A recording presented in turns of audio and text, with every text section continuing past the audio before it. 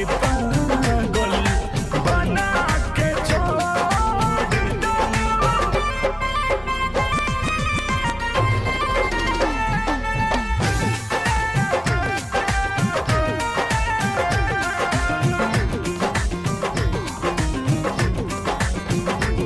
सपना के सौदा कैलू, गम के उपहार भेजैलू, तोरा दिल के राज न जननी, दूर भर में हमके घुमैलू।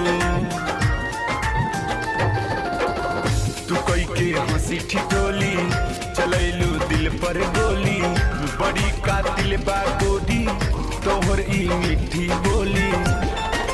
हमारा जिंदगी में जहर घोर दिलू, काहे पागल बना के छोड़ देलू, काहे पागल बना के छोड़ देलू।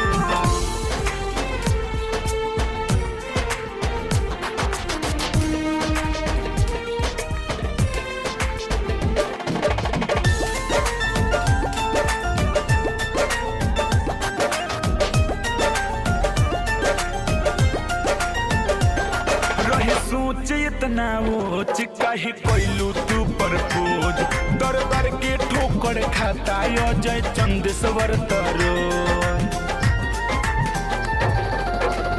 रोता सुमन मोही, हाल पूछे ना कोई, कहे भोजपुरिया बिकिस अब ना तोहर होई।